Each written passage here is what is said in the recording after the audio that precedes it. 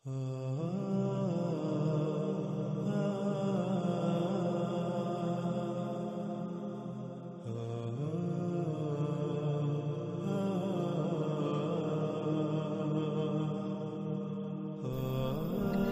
سبحانہ و تعالیٰ نے ہمارے جسم میں جو میزان قائم کیا وہ میزان قائم کیسے رہے گا؟ وہ کون سی ہدایات ہیں جن ہدایات پر عمل کر کے ہم اس میزان کو برقرار رکھ سکتے ہیں؟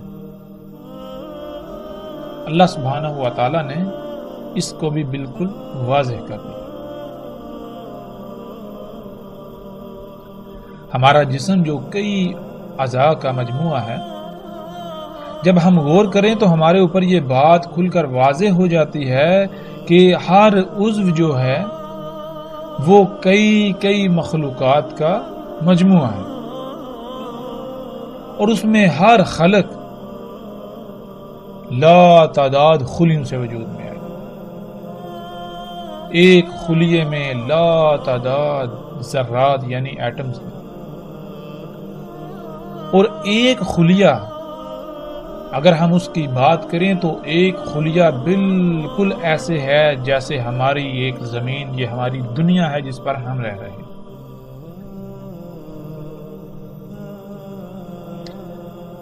ہمارے ایک خلیے کے اندر پوری ایک ایسی دنیا آباد ہے جس دنیا میں ہم رہ رہے ہیں۔ ہمارے ایک خلیے کے اندر لا تعداد مخلوقات ہیں، فیکٹریاں، کارخانے، صفائی کا نظام، ٹرانسپورٹ کا نظام، ایک انتہائی عجیب و غریب پیچیدہ ترین نظام ہے، پیچیدہ ترین دنیا ہے، اور اس دنیا کا نظام تب تک ٹھیک سے چلے گا جب تک اس دنیا کو جو اس کی ضروریات ہیں وہ خالق کی ہدایات کے مطابق فراہم کی جائیں گی۔ ان ضروریات کی مقدار کیا ہوگی، ان ضروریات کا معیار کیا ہوگا، اس کا بھی علم صرف اور صرف اسی ہی کو ہو سکتا ہے جو اس دنیا کا خالق ہے، اور اس دنیا کا خالق اللہ سبحانہ و تعالیٰ کی ذات ہے۔ ایک خلیہ ناظرین جس کا حجم کیا ہے، اس کا اندازہ آپ یوں لگا سکتے ہیں کہ اگر 10 لاکھ خلیے ایک مقام پر رکھے جائیں تو وہ صرف اور صرف اتنی جگہ گھیریں گے جتنی کی ایک باریک سے باریک تر سوئی کی نوک ہوتی ہے۔ اس سے آپ اندازہ لگا سکتے ہیں کہ ایک خلیے کا حجم کیا ہے، کتنا چھوٹا ہے جسے انسانی آنکھ نہیں دیکھ سکتی۔ تو ناظرین، جب تک اس خلیے کی دنیا میں جو میزان اللہ سبحانہ و تعالیٰ نے قائم کیا وہ قائم رہے گا، تب تک ان خلیوں سے وجود میں آنے والا عضو ہر لحاظ سے مکمل اور وہ اپنے مقام پر رہتا ہوا اپنی ذمہ داری پوری کر سکے گا۔ جب اس طرح تمام کے تمام اعضاء اپنے اپنے مقام پر رہتے ہوئے اپنی بھی ذمہ داری پوری کریں گے تو پورا جسم ٹھیک رہے گا، لیکن اگر کہیں بھی بگاڑ آ گیا،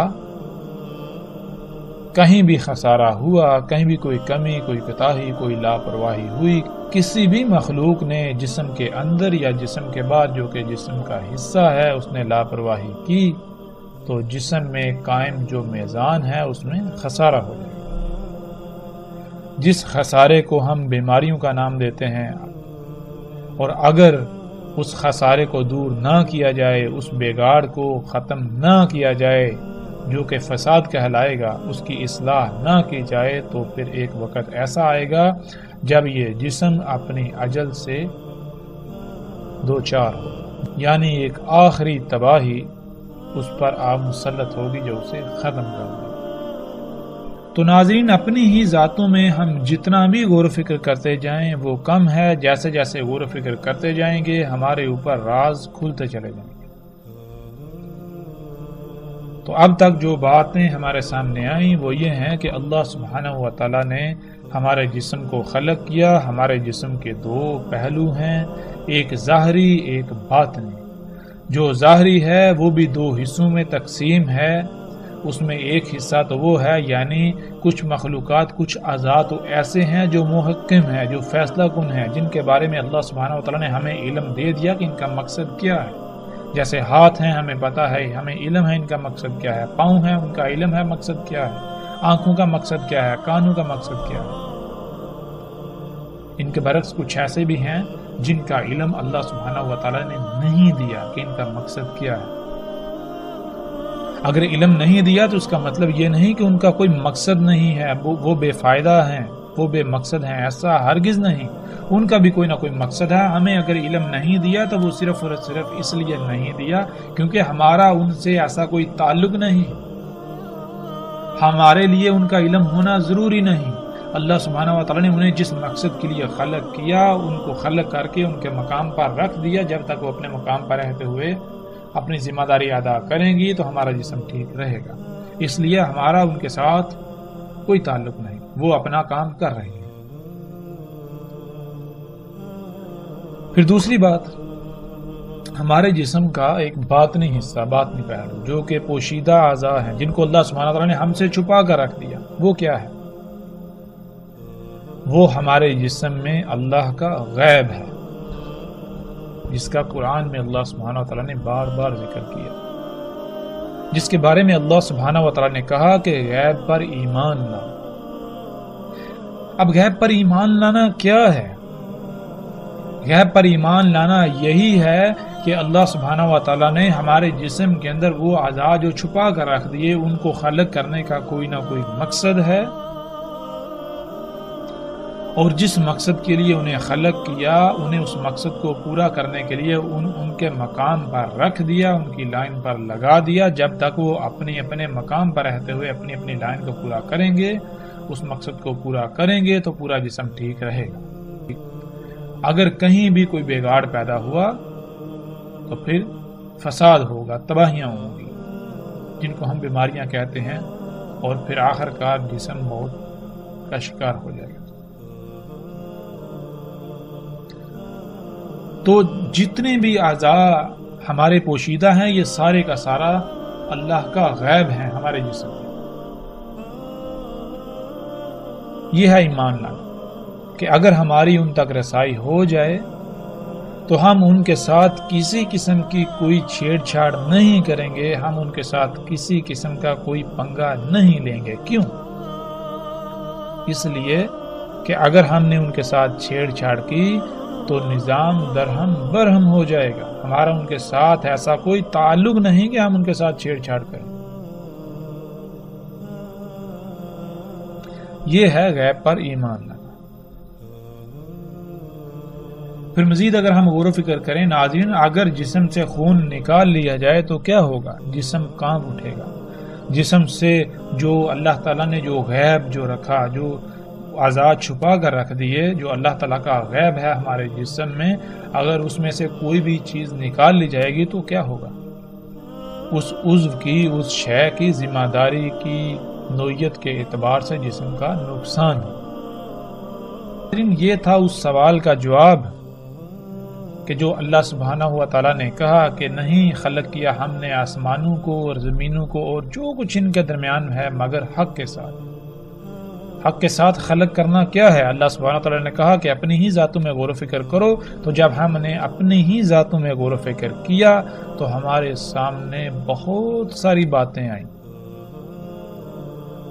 جو چیزیں، جو باتیں، جو سبق ہمارے سامنے آیا تو اللہ سبحانہ و تعالیٰ کہتے ہیں بالکل یہی مثال، بالکل اسی طرح خلق کیا ہم نے آسمانوں کو، زمینوں کو اور جو کچھ بھی ان کے درمیان ہے. اور ہم نے خلق کی اجل مسمى. اجل مسمى کیا ہے؟ اس کا بھی بالکل واضح ہو چکا کہ ہم نے یہ سب کچھ خلق کیا ہے تو ایسا نہیں ہے کہ اگر ان میں چھیڑ چھاڑ کی جائے گی تو یہ ویسی کی ویسی رہیں گی. نہیں، اگر ان میں چھیڑ چھاڑ کی جائے گی، اگر ان کو ان کے مقام سے ہٹایا جائے گا تو پھر کیا ہوگا؟ پھر ان میں خرابیاں ہوں گی. پھر آخر کار ایک ایسا وقت آئے گا جب یہ تباہی سے دوچار ہو جائے گی. یہ ہے اجل مسمى.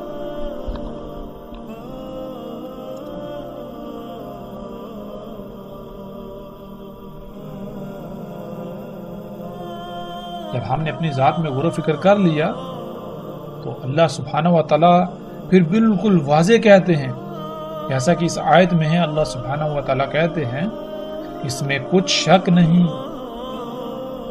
تیرا رب یعنی جس نے تجھے خلق کیا اور کسی نہ کسی مقصد کے لیے خلق کیا، پھر تجھے جو تیری تمام کی تمام ضروریات تھیں وہ خلق کر کے مہیا کی، تجھے پروان چڑھایا اور تجھے اس مقام پر لے کے آیا جس مقام پر آ کر تو اس ذمہ داری، اس مقصد کو پورا کر سکے جس مقصد کے لیے تجھے خلق کیا۔ وہی رب ہے تمام کی تمام مخلوقات، یعنی تمام کی تمام مخلوقات کو بھی اسی نے خلق کیا، کسی نہ کسی مقصد کے لیے خلق کیا، اور تمام کی تمام مخلوقات کو خلق کر کے جو جو ان کا مقام تھا سب کو اس کے مقام پر قائم کر دیا، اور اسے ہی علم ہے کہ ان کی ضروریات کیا ہیں، ان کی ضروریات کا معیار، ان کی ضروریات کی مقدار کیا ہے، سب کا سب اسے علم ہے۔ یہ کائنات، یہ تمام مخلوقات کیسے ٹھیک رہیں گی، کائنات کا نظام کیسے چلے گا، یہ سب کا سب صرف اور صرف اسے ہی علم ہے۔ کیوں؟ کیونکہ وہ خلاق ہے، تمام کی تمام مخلوقات کو اسی نے خلق کیا۔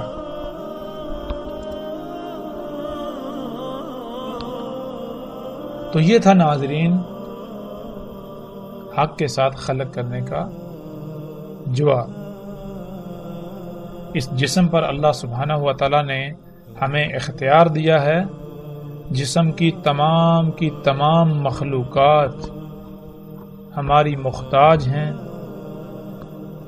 ہم چاہیں تو جسم کو حلال طیب فراہم کریں، خالق کی ہدایات کے مطابق ان کی ضروریات مہیا کریں، اور اگر ہم چاہیں تو خالق کی ہدایات کو یکسر نظر انداز کرتے ہوئے اپنی مرضی کے مطابق اس جسم میں جو جی میں آئے ڈے لیں اور جسم میں تمام مخلوقات کے حقوق کو غصب کریں۔ بالکل یہی مثال اس دنیا کی ہے، آسمانوں کی ہے، زمین کی ہے، ان کے درمیان جتنی بھی مخلوقات ہیں ان کی ہیں۔ جیسے اس جسم میں تمام کی تمام مخلوقات ہماری محتاج ہیں، اس جسم پر اللہ سبحانہ و تعالیٰ نے ہمیں اختیار دیا، بالکل اسی طرح اس زمین کی، اس آسمان اور زمین کے درمیان جتنی بھی مخلوقات ہیں یہ تمام کی تمام ہماری محتاج ہیں، ان کا اختیار اللہ سبحانہ و تعالیٰ نے انسان کو دیا۔ اور اللہ سبحانہ و تعالیٰ نے بالکل واضح کر دیا کہ اگر تم صرف اور صرف میری ہی غلامی کرو گے تو کائنات کا نظام بالکل ٹھیک رہے گا، کائنات میں کوئی فساد نہیں ہوگا، کوئی بھی خرابی نہیں ہوگی، اور اگر تم نے اس کائنات میں میری ہدایات کے خلاف عمل کیا تو اس کائنات میں ہر سطح پر قائم میزان میں خسارہ ہو جائے گا، جس سے پھر خرابیاں ہوں گی، پھر تباہیاں آئیں گی، پھر وہ اجل جو اللہ نے خلق کی وہ آ جائے گی، یعنی ایک آخری بڑی تباہی جو تمہیں اپنی لپیٹ میں لے لے گی۔ یہی وہ دجال تھا جس سے تمام کے تمام نبیوں نے ڈرایا، تمام کے تمام نبیوں نے ممکنہ پیش آنے والے خطرے سے متنبہ کیا، تمام کے تمام نبیوں نے، رسولوں نے یہی دعوت دی اپنی قوم کو، اپنی امت کو، کہ اللہ سبحانہ و تعالیٰ نے آسمانوں، زمینوں اور جو کچھ بھی ان کے درمیان ہے سب کا سب حق کے ساتھ خلق کیا، اس لیے صرف اور صرف اللہ ہی کی غلامی کرو۔ دیکھو اگر تم اللہ کی غلامی نہیں کرو گے تو جو تم اعمال کرو گے ان اعمال کا جس حد تک، جس سطح تک اثر ہوگا اس حد تک پھر رد عمل آئے گا۔ اسی رد عمل سے تمام کے تمام انبیاء نے ڈرایا، متنبہ کیا، لیکن کیا وہ قومیں ڈریں؟ لیکن کیا ان قوموں نے اپنے ان اعمال کو ترک کر دیا؟ کیا وہ اللہ کے غلام بن گئے؟ تو جب ہم قرآن سے اس کا سوال کریں تو اللہ سبحانہ و تعالیٰ بالکل واضح کر دیتے ہیں کہ ایسا ہرگز نہیں ہو. انہوں نے اس دعوت کو تسلیم نہ کیا تو پھر ان کا انجام کیا ہوا؟ اللہ سبحانہ و تعالیٰ نے قرآن میں یہ بھی بالکل واضح کر دیا. تو ناظرین، یہاں تک جو ہم نے غور و فکر کیا اور جو بات ہمارے سامنے آئی وہ یہ کہ رسول اللہ صلی اللہ علیہ وسلم نے جو دعوت دی، جو پیغام دیا، جس ممکنہ پیش آنے والے خطرے سے متنبہ کیا اور جس سے باقی تمام کے تمام انبیاء نے متنبہ کیا، وہ کیا تھا؟ وہ دعوت کیا تھی؟ وہ دعوت یہی تھی کہ تمہارا رب اللہ ہے، اللہ ہی کو اپنا رب بناؤ، صرف اور صرف اللہ ہی کی غلامی کرو. اللہ سبحانہ وتعالی نے اس کائنات میں میزان قائم کر دیا، اس میزان میں خسارہ مت کرو. اگر اس میزان میں خسارہ کرو گے تو جان لو اللہ سبحانہ وتعالی نے اجل بھی خلق کی، تو پھر کیا ہوگا؟ وہ اجل آ جائے. جب وہ نہ مانے، جب وہ باز نہ آئے، اپنی اس روش کو ترک نہ کیا، انبیاء اور رسولوں کی دعوت پر لبیک نہ کہا، ایمان نہ لائے، تو پھر ان کا انجام کیا ہوا؟ وہ پیچھے ہم پر واضح ہو چکا، اور مزید ہم جیسے جیسے آگے بڑھیں گے تو ہر بات، ہر شے بالکل کھل کر واضح ہو جائے گی.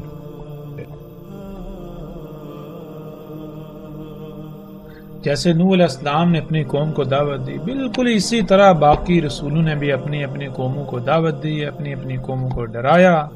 جب وہ نہ ڈرے، جب وہ اپنی روش سے باز نہ آئے، تو پھر ان کا انجام کیا ہوا؟ اس انجام اور جس وجہ سے ان کا انجام ہوا اللہ سبحانہ تعالیٰ ان آیات میں بالکل واضح کر دیتے ہیں. وہ کیا اشیاء تھیں، وہ اعظم و فتنہ کیا تھا جس کی زد میں آ کر، جس کے دجل کا شکار ہو کر وہ قومیں ہلاک ہوگی، صفحاتی سے مٹ گئی. اللہ سبحانہ و تعالیٰ کہتے ہیں کیا نہیں دیکھتے کیسے ہلاک کیا ہم نے ان سے قبل زمانوں سے؟ اختیار، حکومت، مضبوطی، قوت دی تھی انہیں زمین میں جو بالکل نہیں دیا گیا اختیار، حکومت، مضبوطی وغیرہ تم کو، اور بھیجا ہم نے ان پر بلندی سے لگاتار میغ، اور کر دیا ہم نے نہروں کو جاری ان کے تحتوں سے، پس ہلاک کیا ہم نے ان کے ذنوب کے سبب، یعنی ان کے اپنے ہی اعمال کے سبب، یعنی ان کے اپنے ہی اعمال کے سبب آسمان سے لگاتار میغ برسا اور نیچے ان کے پاؤں تلے سے نہریں جاری ہو گئی. اور ہم نے اپنے قانون سے ان کے بعد زمانے کو دوسرے کر دیا.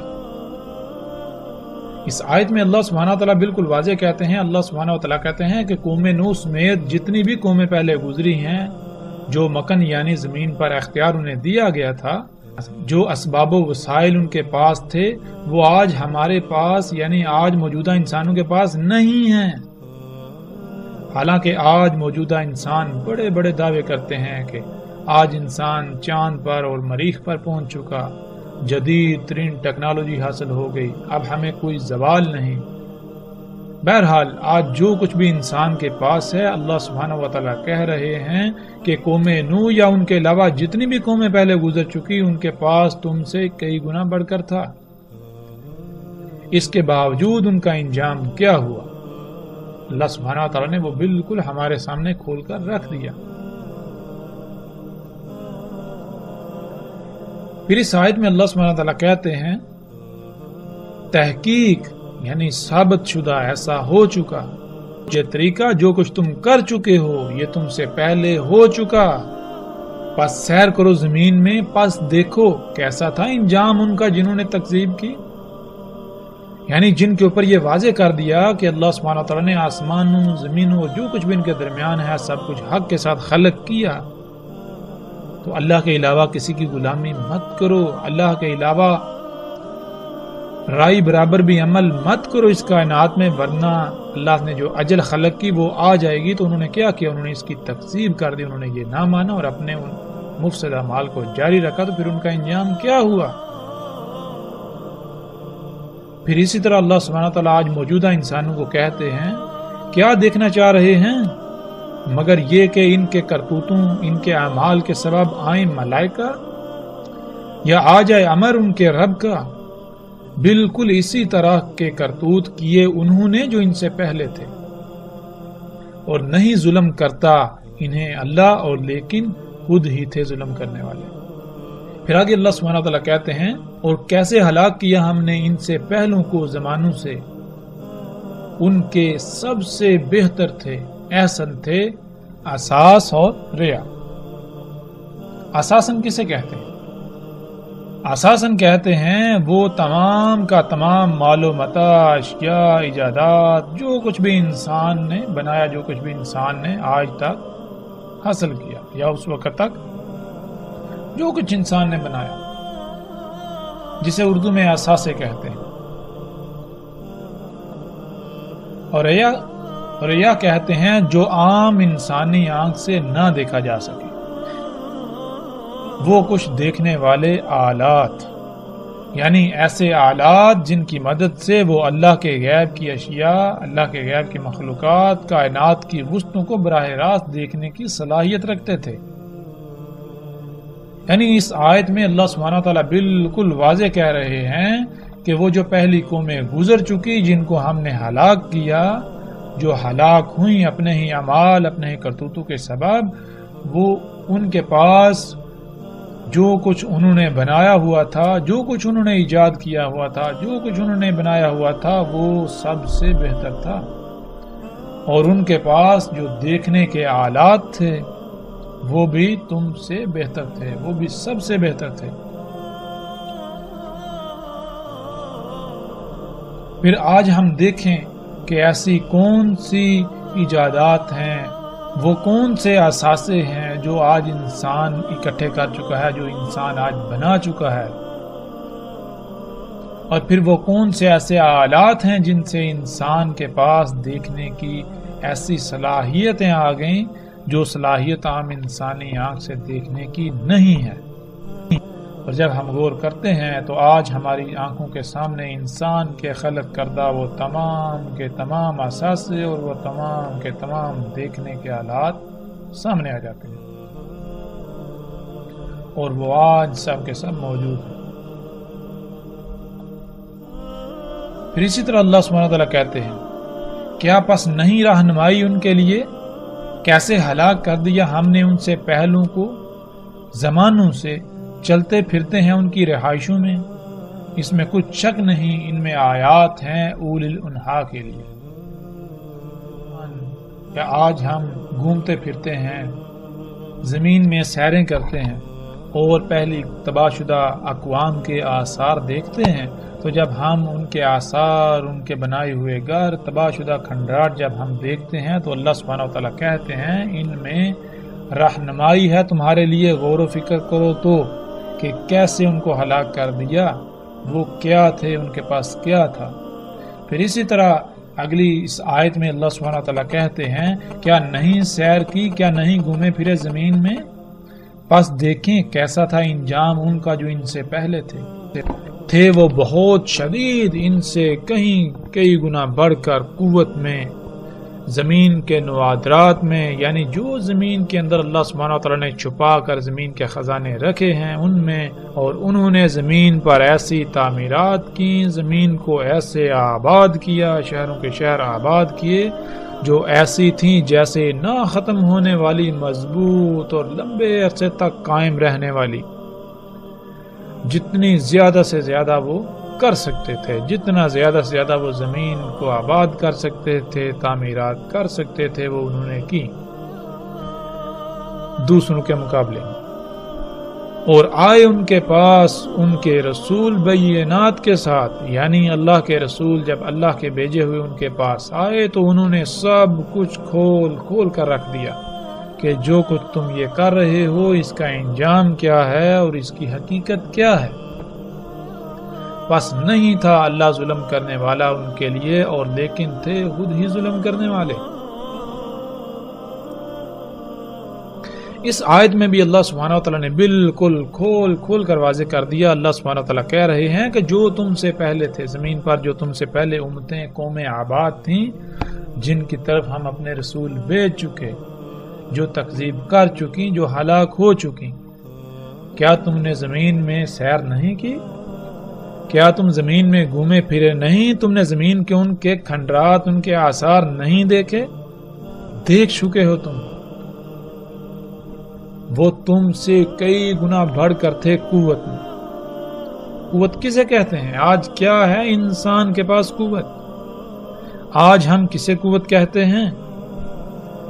مثال کے طور پر اگر آج امریکہ کچھ دعویٰ کرتا ہے، امریکی صدر کہتا ہے، تو وہ کیا کہتا ہے؟ ہم قوت میں بڑھ کر ہیں، ہم سے جو ٹکر لے گا، جو ہماری بات دنیا میں نہیں مانے گا، وہ مارا جائے گا۔ تو وہ کون سی قوت ہے؟